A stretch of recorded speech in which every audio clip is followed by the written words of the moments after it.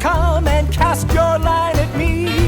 If not, just keep on diving for some new fish in the sea. The world's a great big candy store, so let your Tootsie Roll. Come dance on through our swinging door and put some sugar in your bowl.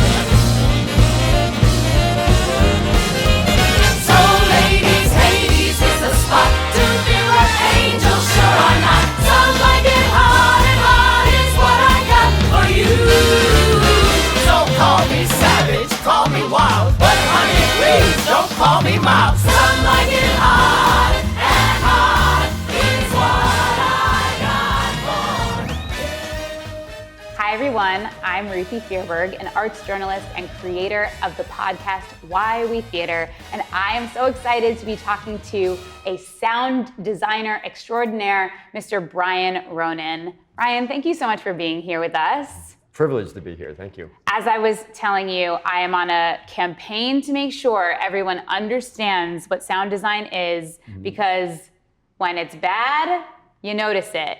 And we don't want to notice it. We want to be able to hear everything. It's true, that's true. So, I don't know if you know, but I did some research. This is your 45th Broadway show.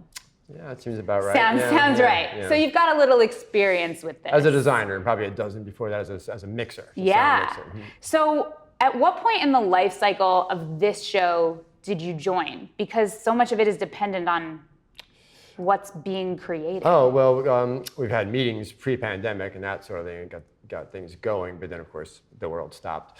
It really was that we just had a rather extensive workshop last fall. In lieu of an out of town, we did a pretty big workshop here in the city. So that was like really the first hands-on, get it going, mic people up, and something to present to an audience. And so what are you both looking at, and then what is your first task? The first task is to make sure you set up a sound design, a sound system in the given room that every person in every seat hears about the same show. That's kind of the gig. So, knowing that you're going to be in the Schubert, which is one of the larger houses on Broadway, Yeah. and also not just large in terms of number of seats, but also kind of more cavernous. Yeah, it's an odd shape, but it's got some architectural challenges, I'll tell you. Some wraparounds that you got to deal with, and chandeliers that are smacking the face of the people in the balcony. Okay, so please go into all of the detail and tell me how do you do what you do?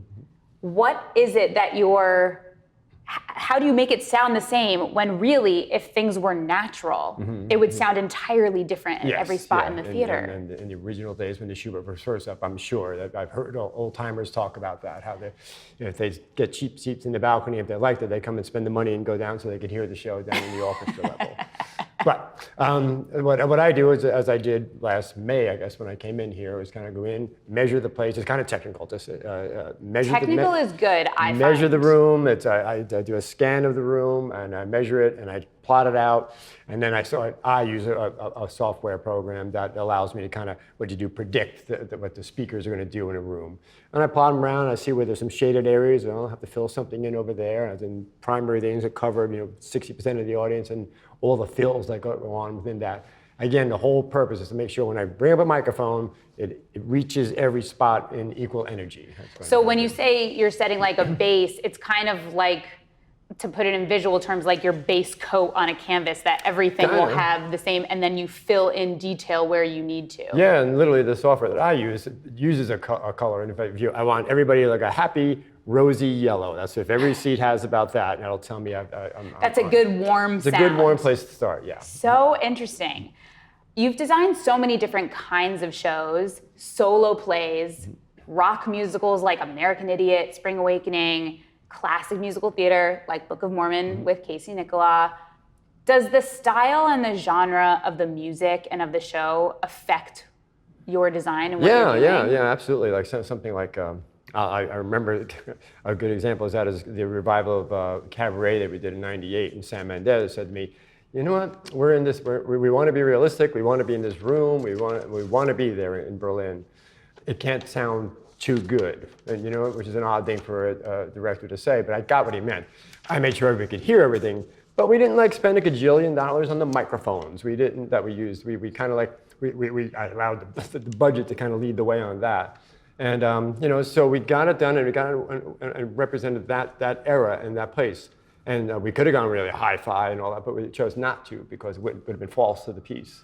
Right, because they're in this underground seedy kind of club. Okay, so knowing what Some Like It Hot is, that you're going to have, first of all, this journey on a train, but then you're going to end up in a club where this band is playing. What is the kind of sound that you should be hearing in that club? The fun part about this show is the duality of our band. We have like 8 what we call the blowers, all the people with the saxophones and trumpets and flutes and stuff up on the bandstand who are in and out of the show visually. Oh. But never... You're talking about the actual orchestra of Some Like It Hot, not the ensemble members who play. Okay, so you're going to be able to see real orchestra members. Yes, some of them. The rest will be down in the pit, and we won't see them. We'll see the conductor, but we won't see them. So that's kind of part of this journey too, because and I think that's cool about it is having those people up there, because you'll remember from the old movies those old cool-looking Art Deco bandstands, which I know Scott Pask is providing, and they're as much part of the look as the sounds.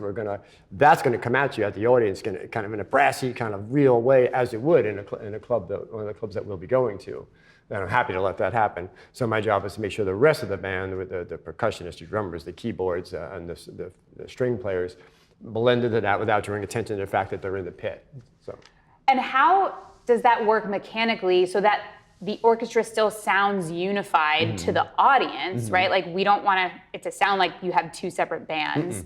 So do they have like inner ear monitors that they're gonna be able to hear each other? Or how do you balance the sound for the people who are performing, not just the audience? Couple of ways. Again, it's gonna be very challenging in the cast because they have trumpets and saxes blowing like 8 feet behind them. So that's going to be cool. In real time, right there. There's no faking it. So that's going to happen. And so one thing I learned in the workshop was what the cast kind of need. And I kept checking in with them. How's it going up there? Are you getting blown away? Do you feel like you have to push? And because what I learned on that workshop was that I have to make sure I can rate.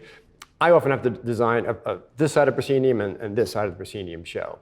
Front of house and on stage, and so the on stage show has to take care of the cast and make sure that they can hear themselves and not feel they have to push over this 8 shows a week. So with the help of Natasha Katz, who helped me with some real estate on stage, I have a pretty good on stage system that the audience could care less about, but the cast will care very much about. That'll provide them, their monitoring so they can hear the drums and catch their beats when they're dancing, and they'll be able to feel supported and not overpowered when they're singing. So there's a lot going in to make that happen. Right, because if you feel like you have to push over a sound, suddenly you're going to have some principal actors calling out too often. It's tough. We ask them to do a lot, and that's one of the things we ask. Yeah, so you're also taking care of everyone. It's not just what the audience hears. You have to have a happy cast, I think. And if you can accomplish that, the show just moves along better, and it's one less thing for the cast to worry about. They have so much. They got props, they got costume changes, they have all this stuff to deal with.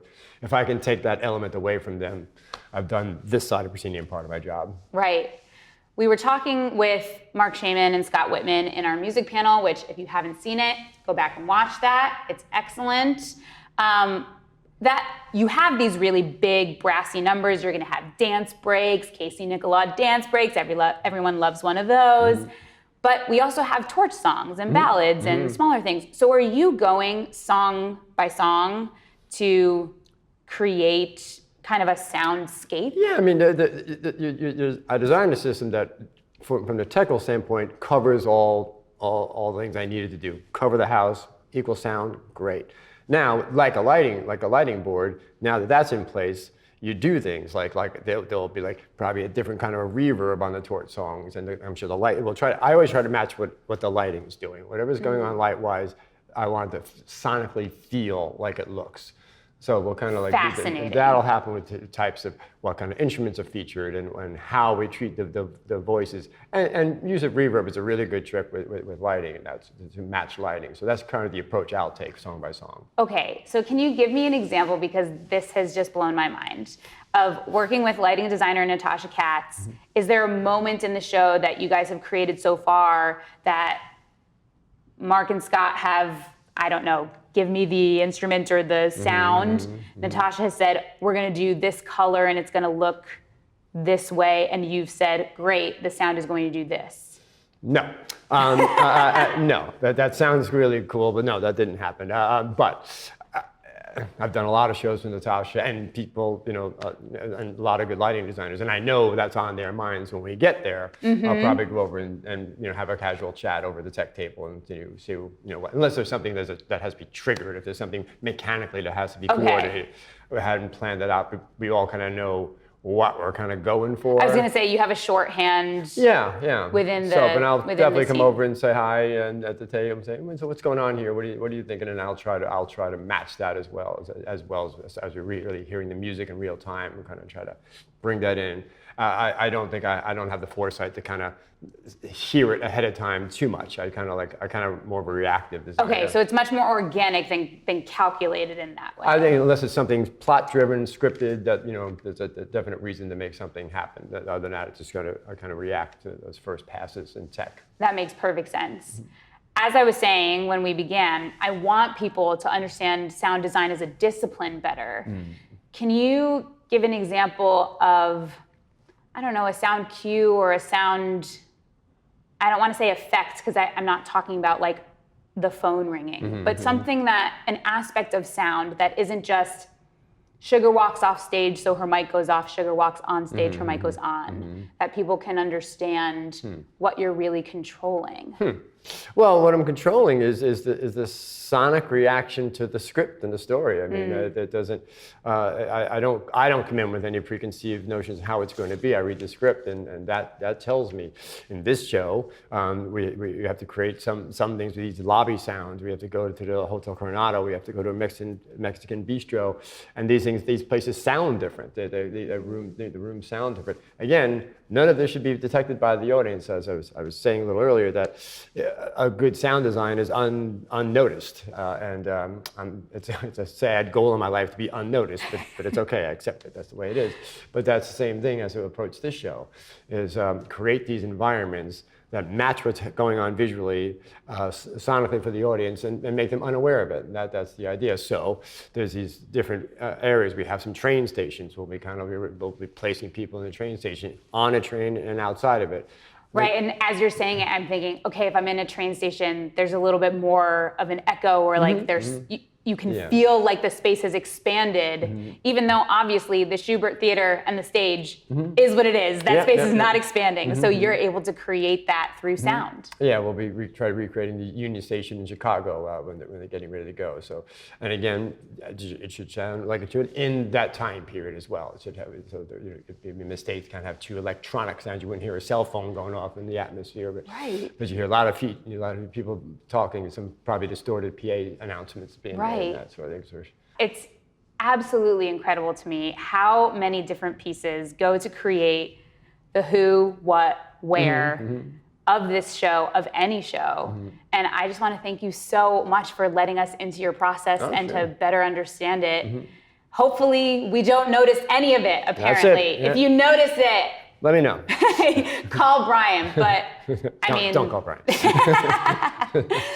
We just hope that you have an easy rest of this rehearsal process. Thank you. Thank you so much for being here with us. We cannot wait to hear Mark and Scott's score Me too. through this incredible system that you've built. Thank you all so much for watching. Don't forget, Some Like It Hot at the Shubert Theater. Tickets are on sale now.